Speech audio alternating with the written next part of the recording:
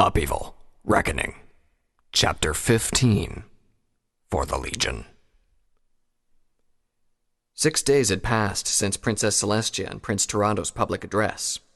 Twilight had received news that, while there were a few things to worry about, it had proceeded smoothly enough. The past few days had been peaceful enough. She and her friends had done what they could to spend some time with friends and family, but she had also taken the time to keep up with news coming from Canterlot and other nearby cities. It was the larger settlements that were the first on the Legion's list: Manhattan, Cloudsdale, Baltimore, Canterlot. The big cities with plenty of recruits to gain. It was only now that the Legion had started to pay attention to the smaller settlements, and that included Ponyville. Twilight watched as the first few squads of heavily barded earth ponies arrived. She had woken up early and started watching for them ever since news arrived yesterday that they were coming. She wasn't alone as well. Applejack had thought of doing the exact same thing and stood next to her. "What's with the disappointed face?" she asked the earth pony. Applejack looked on as more Legionnaires arrived. The last of them had entered the village when she answered. "I was hoping Vanguard Clash would be with them," she said. Hearing the name come from Applejack brought about a now familiar and annoying twinge inside Twilight. "That's completely ridiculous," she said. The tinge of harshness in her voice surprised even her. "He's special operations, not a recruiting officer. Why would he come here?" "To see us," Applejack replied. She kept her gaze on the Legionnaires and got ready to interfere if something went out of hoof. Twilight bit back another harsh reply, berating herself for suddenly being so irritable. There was something anticlimactic about the way the Legionnaires entered Ponyville. There were no trumpets or even some kind of procession. A small group of armored ponies simply walked into town as if they were merely visitors. Indeed, it took some time before somepony realized that the draft had finally begun. Mayor hurriedly arrived to greet the Legionnaires, while the rest of Ponyville gathered behind her. "Greetings, ponies of the Equestrian Legion," Mayor said. She had prepared a script with her, something that Twilight had helped with earlier. "Welcome to our fair village." Twilight watched nervously as the lead Legionnaire stepped forward. They were probably from the western or southern Barrierland, as she didn't recognize the barding. She and Applejack moved closer. She could see Rarity and the others amidst the crowd. They were also looking on. "I am Recruiting Officer Mineshaft," the lead Legionnaire replied. "Behind me are Legionnaires from the 4th Infantry Platoon of the Western Equestrian Legion. We greet you, citizens of Ponyville, and we look forward to working with you in the fight for our realm." Twilight realized that Mineshaft had replied to the prepared script with one of his own. "I suppose I should be glad that he at least made a decent attempt at enthusiasm," she thought. "We request access to your registry list to determine who and how many we are expecting to draft," Mineshaft went on. "We are also going to set up here in your main plaza." "Of course, sir. Right away," Mayor replied. She and her assistants trotted back to her office for the required documents. Mineshaft turned his attention to all the ponies that had gathered. "All ponies expecting to be drafted and all volunteers should remain. The rest of you, please return to your daily business." As he was saying that, the rest of the Legionnaires were already spreading out to surround the plaza. A few of them asked for chairs and tables, while others were already organizing lines and herding out the ponies who were not expected to be recruits: colts, fillies, and the elderly. "Excuse me, Officer Mineshaft?" Twilight said as she approached. The rest of her friends came with her. "Yes, ma'am," Mineshaft replied. "Does this mean that all the ponies recruited here will be stationed at the Western Barrierland?" "That is correct." That was another moment of relief for Twilight. She didn't know much of the other Barrierlands besides the northern one, but she could expect the fighting there to be less intense, at least as long as the Ursins didn't decide to launch their own major invasion. Mayor returned with the registry list, which Mineshaft promptly took. "Thank you, Madam Mayor," he said. "The Legion appreciates your cooperation." He looked over the list and then eyed Twilight curiously. "By the way, we received a memo that there are already chosen Legionnaires currently staying here," he said. "Do you happen to know who they are?" "That would be me and my friends," Twilight replied. "We're from the Northern Equestrian Legion." She proceeded to introduce herself and her friends. "In the thick of the fighting, eh?" Mineshaft said after Twilight had finished. He looked glad to encounter fellow Legionnaires while surrounded by Chosen. "I can respect that. I understand that you're on some kind of leave at the moment, but we'd appreciate any assistance from you in dealing with the Chosen. Twilight nodded. She was actually hoping for that.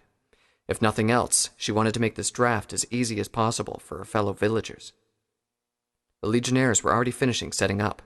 By the time noon rolled around, the lines were already in place. Though she was glad that things were going smoothly, Twilight also felt some disappointment. She had held some belief that, once her fellow Chosen understood the situation, at least some of them would join in on their own volition. Yet the looks on their faces were more resigned acceptance than any sort of enthusiasm. As she and her friends looked on from a distance, she couldn't help but feel a little ashamed. She was now glad that Vanguard had not come. The Legionnaires matched the resignation with emotionless mechanical movements that were only a little better than outright hostility. They should really make this into a happy occasion, Pinkie Pie said. Think of how much better recruitment would be if these Legionnaires threw a welcome to the Legion party to celebrate all the new recruits. Twilight took note of the saddlebag that Pinkie Pie was wearing. Earlier, she had seen the pink pony pull out a piece of slate from the bag, fiddle with it for a while, and then replace it. I don't think our friends and neighbors are in any mood for a party, Pinkie, Rarity said. They won't be if these Legionnaires keep acting like grumps, Pinkie replied. Can't they at least take off those champrons and smile? I don't think the Legionnaires are in any mood for that either, Fluttershy answered. About an hour passed when a Legionnaire approached Twilight's group. Legionnaire Sparkle, we would like your assistance regarding a problem, he said. What happened? Twilight asked as she and her friends followed. We've encountered some resistance with one of the Chosen, the Legionnaire replied. He led them to a house where several Legionnaires were standing by the entrance, along with a familiar mint-green unicorn. Twilight recognized Lyra and guessed as to who was the pony barricading the house. Open this door, Miss Bonbon, one of the Legionnaires by the door said. By unified equestrian law, avoiding the draft is punishable by jail time. Never! A high-pitched voice responded from inside the house. I don't want to go to some far-off land and fight. Leave me alone. Bonbon, please come out, Lyra implored. You'll only make things worse in there. There was no answer this time. The Legionnaire that brought Twilight and her friends to the place turned towards them. Maybe you can talk her into putting a stop to this tantrum and show up for the draft, he said. Otherwise, we're arresting her. Twilight nodded and then stepped forward. She knocked on the door briefly before speaking. Bonbon, it's me, Twilight Sparkle, she began. Go away, Twilight Sparkle, was the immediate reply. Bonbon, the Legion needs your help. They're not getting it. There are hundreds of ponies out there they could get. They don't need me. Don't you care about protecting Equestria? Twilight asked. I'm just one pony, Bonbon answered. I'm not a fighter. I don't have magic or great strength. What am I supposed to do against monsters? Please, just leave me alone. Bonbon. This is all your fault, Twilight Sparkle. Twilight could hear the quiver in Bonbon's voice when she spoke, as well as the sobs between the words. Why couldn't you have just left things alone? Why couldn't you have just stayed banished to wherever you were? Every pony was happy. Why did you have to ruin everything? Twilight's gaze lowered. She said softly. Seeing that negotiations weren't going anywhere, one of the Legionnaires stepped forward, planted his forelegs firmly on the ground, and then bucked at the door. Heavy metal tramplers smashed into the house's wooden entrance, breaking it in half and sending splinters scattering into the interior. Inside, Bonbon gave a panicked yelp and tried to run farther into the house. The Legionnaires quickly surrounded and restrained her, however. You're under arrest, one of the Legionnaires said. With his fellows surrounding Bonbon, he pushed her roughly, and all of them moved forward. Tears streaming down her face, Bonbon gave one last angry look at Twilight, and then meekly followed. You're not going to hurt her, are you? Lyra asked as the Legionnaires walked past her. Our orders are to arrest any pony who tries to avoid the draft. Seeing as this village doesn't have a jail, we'll probably have to transfer her to the nearest city. Now get to the plaza, Miss Heartstrings. You're on the list, too. Seeing Lyra's worried face, however, made the Legionnaire soften his tone. We won't hurt her unless she makes us defend ourselves, he added. Coward, Rainbow muttered as Bonbon was led away. Rainbow, Applejack said. It ain't that simple. Rarity put a concerned hoof on Twilight's shoulder. Are you all right, dear? She asked. Her voice took on a reassuring tone as she continued. Don't let what she said get to you. You did the right thing by going against the division. Is it really our fault? Fluttershy asked softly. Are we the ones who dragged Ponyville into war? The war didn't need any help in bringing itself here, Rarity insisted. It was going to happen eventually, thanks to Black Rose's meddling. If there's any pony to be blamed, it's her and all the creatures that are trying to invade Equestria. We still had a part in it, Twilight said. But you're right, Rarity. She watched as Lyra ran off to the plaza before the Legionnaires decided to arrest her as well. There's going to be more of these incidents, and not just here in Ponyville. It was afternoon by the time the draft in Ponyville was almost finished. Being primarily an Earth Pony settlement, it was no surprise that most of the recruits were Earth Ponies, but a few unicorns and Pegasi had also joined up. Throughout the entire procedure, Twilight kept looking for at least one volunteer. She was disappointed right to the end. She didn't consider the Cutie Mark Crusaders, who, once again, tried to sign up only to be shooed away. So what's going to happen to all the new recruits now? She asked Mineshaft. We've got a large training camp already being set up just under Cloudsdale, Mineshaft replied. They'll start their training there before being sent off to their new respective posts. As Mineshaft was speaking, Twilight noticed a large red stallion approaching the Legionnaires. Big Macintosh, she thought. She noticed Applejack already moving to intercept the older Apple. Big Macintosh, Applejack called out. What are you doing here? You're not being drafted. Big Macintosh ignored his sister for a while and walked over to Mineshaft. Sir, he said politely and firmly. I'd like to replace Applejack in the Legion, please. I already told you it doesn't work that way, Applejack said. I still got to try, Big Macintosh replied. Mineshaft looked Big Macintosh over and then turned to one of the other Legionnaires. Screetrail, why aren't we drafting this big strapping stallion? He asked. Just looking at him, I know he'll do well in infantry. Screetrail walked over and inspected Big Macintosh as well. Which family are you from, Stallion? He asked. The Apple family, Big Macintosh replied. Well, there you go, Screetrail said. It says here on this report that the Ponyville branch of the Apple family is exempted from the draft. The Legion already has a member in the ranks. Well, that explains it, Mineshaft said. We're not drafting you and the Legion doesn't do trades. But, Big Macintosh protested. Not just any Legionnaire, too, Screetrail went on. It says here she's a Special Operations Vice Captain. Mineshaft gave a low whistle. A chosen in Special Operations that fast? He remarked admiringly. And from the Apple family, too. I'm tempted to think that it's the Legend of Apple Slice all over again. Now wait just a gall darn minute, Applejack tried to protest, especially when she saw the look of horror that Big Macintosh gave her. I'm not Special Operations. That report's made a mistake. It's true, Twilight added. We formed a squad under a Special Operations captain, but we weren't part of that group. Would you like to be anyway? Somepony said from a distance. Every pony turned towards the newcomer. Applejack took one look at the dark blue unicorn mare with the curly mane, and then shook her head. Captain Nightcanter, she said awkwardly.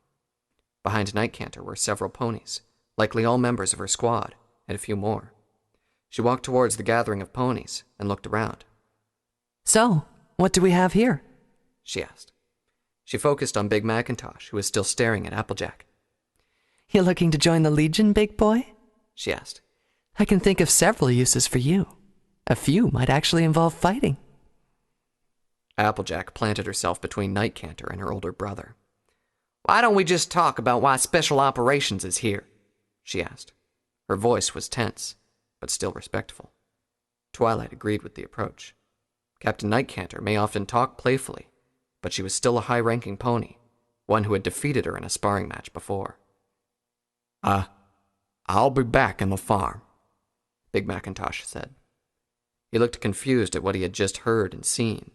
When he stepped back and turned around, he did so in a daze. Big Mac, Applejack called out to him. We'll talk about this later. She pressed her lips together in frustration when he didn't respond as he trotted off. Of all the rotten luck, she had to be talking with a blabbermouth recruiting officer. So what is Special Operations doing in Ponyville, Captain Nightcanter? Twilight asked. Does it have something to do with us? Not really, Nightcanter replied. She gestured for Mineshaft and his Legionnaires to move on, an order that they promptly obeyed. She lowered her voice slightly. We're here to set up a base of operations, and then we're off to investigate the Everfree forest. Maybe we can talk somewhere more private than the middle of a public plaza? The library's pretty empty, Twilight suggested. Several minutes later, Twilight found herself playing host to 2 squads of Special Operations Legionnaires and her friends. She peered outside and then closed the curtains. Inside, she noticed Nightcanter cast a spell, temporarily engulfing everything in the treehouse in dark blue light. Just something to make sure that no pony's spying, Nightcanter explained. Most of the Special Operations ponies remained in the other reading rooms, while Nightcanter sat at the center of Twilight and her friends. So why do you need to go to Everfree Forest? Twilight asked. Not the forest, Nightcanter explained. Our destination is Everfree Castle. We've received information that it might hold what we need to finally get a grasp of Black Rose's plans. You mean the goal isn't even to defeat Black Rose? Rainbow asked. She's already stolen Princess Celestia's power, and we're still just getting to know her? Nightcanter's eyes narrowed as she set both forelegs on the table before resting her chin behind them. Things aren't as simple as your rainbow-stained brain might take them to be, she said. It's easy with the Wolven or the Ursins or the Ophidites. They want to attack Equestria, and the goal is to defend against them. We're in the dark with Black Rose here.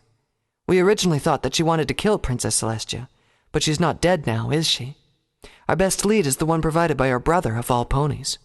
Special Operations is spread thin and clutching at straws, so, yes, our current goal, at the moment, is to get to know her better. And you think that there's something in Everfree Castle that could help with that? Rarity asked. What could it be? It was empty the last time we got there, and all we know it's used to house the elements of harmony. You only scratched the surface during your last visit, Nightcanter replied. We're going deeper than that. Thanks to what we found inside Canterlot's great library, we know that the castle is sitting on something even older. What's that? Twilight asked breathlessly. She couldn't help but get a little excited at the prospect of new knowledge. The last refuge of Clover the Clever. Twilight nearly felt her heart stop. You're kidding, she said softly. She had to force the words out in her shock. How much do you know about Clover the Clever? Nightcanter asked. She was Starswirl the Bearded's disciple, and a great spellcaster in her own right, Twilight answered eagerly. She helped found Equestria during the Wendigo crisis, along with several other ponies. Nightcanter raised an eyebrow. What?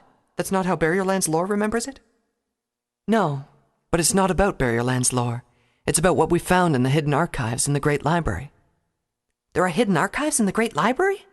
Twilight asked as her eyes lit up. Whoa, Nellie, Applejack interrupted. Let's focus here. Right, Nightcanter continued.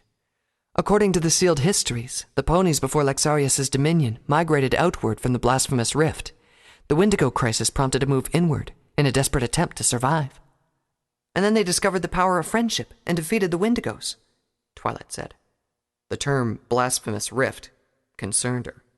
She made a mental note to find out more later. The corners of Nightcanter's lips twitched a bit, but she controlled herself. Well, they found something. I don't think it was friendship, though. She grew serious as she went on. Clover the Clever and her companions stayed very close to the blasphemous rift and managed to attune themselves to the lingering power of Oceanus. They used this power to destroy the Wendigos and claim Equestria. It was Twilight's turn to settle down grimly. So much for High-Swarming Eve, she thought. What happened then? While the rest of pony kind settled into the land, Clover and her companions delved deeper into utilizing the power of Oceanus. They built a great capital city around the rift, dedicated to further attuning all of pony kind to their progenitor. A lot of bad things were committed during those times. Several books worth, in fact. Nightcanter paused for a moment, and then massaged her throat. Say, you don't happen to have some booze in this library, do you? She asked. No booze, Twilight replied. I'll get you some water. When she set down a glass of water for the dark blue unicorn, she spoke in a grim tone. Was Starswirl the Bearded attuned to Oceanus too? Starswirl the Bearded died of sickness immediately after the discovery of Oceanus and the blasphemous rift, Nightcanter replied. At least, that's what the records say, she added with a sly smile. After several gulps of water, she went on. It was at this point that Lexarius interfered. He arrived in this world and rallied every pony who was horrified with what Clover and her companions were up to in their capital. To our race's credit, there were a lot of them. With his army, he met the Oceanites in the battlefield and annihilated them, reducing their mighty city into a rubble-filled crater, and then teaming up with his fellow stewards to seal the blasphemous rift for good. Of course, that wasn't the end, Rarity said. You wouldn't be here if that was the end. Of course not. Clover the Clever survived and fled into where the Everfree forest is now.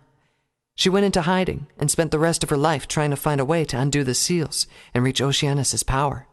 The sealed histories say that she came up with a way to siphon power from the Eternal Herd to accomplish that, but what? Twilight asked impatiently. She didn't get to use it. Lexarius found her and intercepted her. That was the end of Clover, the too clever for her own good. Lexarius then sealed away her last refuge. Centuries later, Princess Celestia built Everfree Castle over it for extra protection. Why didn't they just destroy it? Rainbow asked. Clover stored a lot of power in that refuge in order to hide and protect it. That power was distilled from the remains of her former companions and the last traces of the blasphemous rift she could gather. Destroying the refuge would have spread that power all over Equestria. Who knows what effect it could have? So why go there now? Twilight asked. Black Rose plans to get into the blasphemous rift. She'll need a way how, and whatever's in that refuge is a good lead. She's been on the move for a while now, Twilight said in frustration. She may have already gone there and taken anything useful. Maybe. She doesn't have free access to the information we just got like we have. The prince is sure that what she learned from the library of Lexarius only has vague clues about the sealed histories, which hadn't been disturbed when we got to them. She still needs a means to complete her goals. We just might get the jump on Black Rose this time. At the very least, we can actually be on her trail, instead of floundering around. Then what are we waiting for? Rainbow asked. Let's go. Hold on there, R.D., Applejack said. This ain't our mission. It's Captain Nightcanter's. You'll need help, right? Twilight asked. We could use some assistance navigating the forest, Nightcanter replied. We can help with that, Twilight said. We'd like to go into the castle with you as well. Nightcanter paused again. You know, Vanguard asked me not to bother you mares on your vacation, she said. She smiled the same sort of smile that made both Twilight and Applejack shudder. But why not? It sounds like fun.